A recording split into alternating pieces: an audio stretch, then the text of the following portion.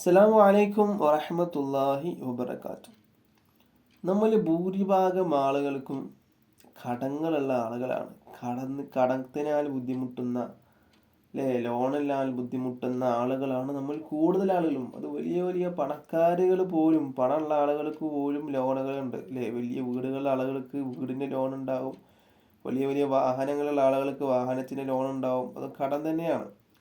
അപ്പോൾ കടങ്ങളുള്ള ആളുകൾ, ഒരു വ്യക്തികളുടെ അടുക്കിൽ നിന്നും കടം വാങ്ങിച്ച ആളുകൾ, അങ്ങനെ കടം വാങ്ങിച്ച് ബുദ്ധിമുട്ടുന്ന ആളുകളൊക്കെ ഉണ്ടാവും.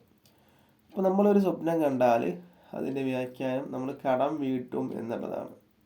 കടം വീട്ടും, നമുക്ക് കടം വീട്ടും, നമ്മുടെ കയ്യിൽ കാശ് ഉണ്ടാകും, പൈസ ഉണ്ടാകും, സമ്പത്ത് ഉണ്ടാകും എന്നുള്ളതാണ് വ്യാഖ്യാനം. അത് ഏത് സ്വപ്നം കണ്ടാലാണ് അതിൻ്റെ വ്യാഖ്യാനം അങ്ങനതായ രീതിയിൽ വരിക എന്നുള്ളതാണ് ഇന്ന് സംസാരിക്കാൻ വേണ്ടി പോകുന്നത്. പരമാവധി നമ്മൾ കടം വാങ്ങാതിരിക്കുക. കാരണം നമ്മളൊരു പ്രാവശ്യം കടം വാങ്ങിച്ചാൽ നമ്മുടെ ജീവിതം മുഴുവനും കടത്തിലായിരിക്കും. നമുക്ക് എന്തെങ്കിലും ബുദ്ധിമുട്ട് വരുമ്പോൾ പിന്നെയും കടം വാങ്ങാൻ തോന്നും, പിന്നെയും കടം വാങ്ങാൻ തോന്നും. പരമാവധി കടം വാങ്ങൽ ഒഴിവാക്കുക, ലോൺ എടുക്കൽ ഒഴിവാക്കുക. നമ്മുടെ ജീവിതത്തിൽ എന്നാൽ തന്നെ സമാധാനവും സന്തോഷമൊക്കെ ഉണ്ടാകും. വീടില്ല, അതുകൊണ്ട് പെട്ടെന്ന് തന്നെ വീടെടുക്കണം, വേറെ വഴിയില്ല എന്ന് കരുതിയിട്ട് പെട്ടെന്ന് ലോണും കാര്യങ്ങളൊക്കെ എടുത്ത് കടങ്ങളൊക്കെ വാങ്ങിച്ച് വീടെടുക്കേണ്ട ആവശ്യമില്ല. നമ്മൾ കുറച്ച് പൈസ സ്വരുക്കൂട്ടി കുറ്റിയടിക്കുക, സ്ഥലം വാങ്ങുക, കുറ്റിയടിക്കുക, പിന്നെ കുറച്ച് പൈസ ആകുമ്പോൾ തറ ഇടുക, പിന്നെ പൈസ ആകുമ്പോൾ മെല്ലെ മെല്ലെ കെട്ടി പുതുക്കി കൊണ്ടുവരിക. അതൊക്കെയാണ് നമ്മൾ വേണ്ടത്. അപ്പോൾ കടങ്ങളില്ലാതെ നല്ല രീതിയിൽ റാഹത്തായി നടക്കുകയും ചെയ്യും.